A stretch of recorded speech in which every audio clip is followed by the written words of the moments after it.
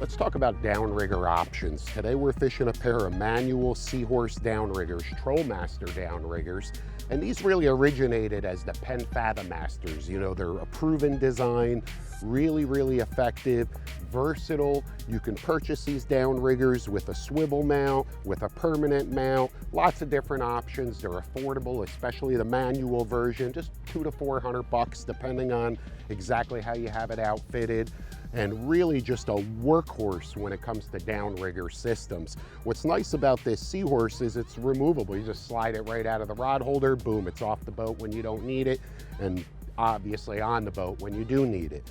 There's also some options out there with electric downriggers. You push a button, retrieves the ball automatically, stops right at the surface. Really nice feature to have, but that's not gonna help you catch any more fish. You know, it's just a nice feature to be able to retrieve that ball.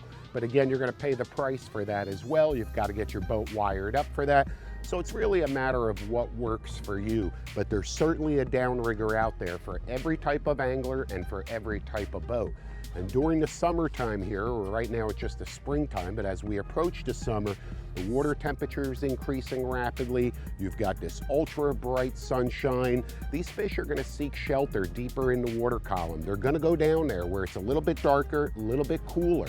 And as that sun gets higher in the sky, that pattern is gonna develop even more and more throughout the day. That's where the downriggers really shine the brightest, by allowing you to present those baits 50 feet, 60 feet, 70, 80, 90, even 100 feet below the surface. So really an awesome feature, not something that you're gonna do every day, but it's absolutely a tool that you need in your arsenal if you wanna be a well-rounded, successful angler. So what I like to do is get my bait back about 100 feet, and you can see I modified my downrigger a little bit here. Instead of running that release clip right off the ball, I've got the release clip set, as you can see, about 4 feet above the ball. And that just makes it easier to deploy your line while keeping the ball in the water. And you don't have to bring that ball back into the boat. You don't have to worry about it hitting the boat every time. And just make sure your clicker's on. Slowly deploy that downrigger and just let it go. There's a gauge right on the downrigger that'll give you the actual count. Now, if that's exact feet or not, I can't promise you that, but it's more of a gauge, you know, that if you've got that set at the 70 mark and you get a bite, obviously that's where you want to reset that.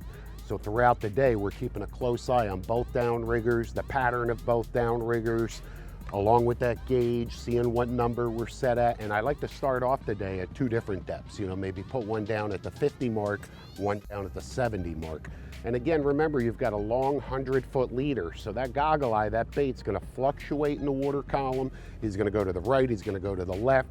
For the most part, of course, he's being pulled by that weight, by that downrigger, but there is that long leader. So there's a lot of room there for that bait to maneuver in a really natural fashion. There he is on the downrigger bait. Had the downrigger set about 70 foot. And again, what's nice about slow trolling with live baits like this is you're still fishing. In other words, we still have 4 or 5 other baits out. And of course, where there's one fish, there's likely more. Not a very big fish, but again, hit that downrigger bait. You know, it just goes to show you, under these conditions, no wind, flat calm, warm, sunny, works. Silvery and long. Kingfish long? Certainly looks like it, yep. Long. Okay. Whoa. Really? Did he just do that? Yep, just saw the boat. He just got mad.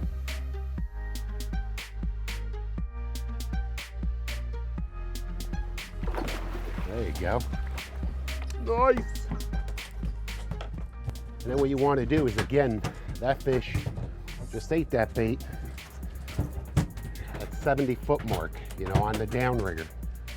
And that number is significant, but it's a little insignificant. In other words, don't use that as a gauge of exactly how deep your bait is. You know, I just use it as a reference. I know that at that 70 mark, I like to think my bait's somewhere around 70 foot, but it may or may not be. Again, off that downrigger, you've got a 100-foot leader. So that goggle eye has plenty of room to swim up, swim down, swim all around, a lot of freedom, really natural presentation. But I know at that 70 mark is where I got that bite. So you bet that's exactly where I'm gonna set it again.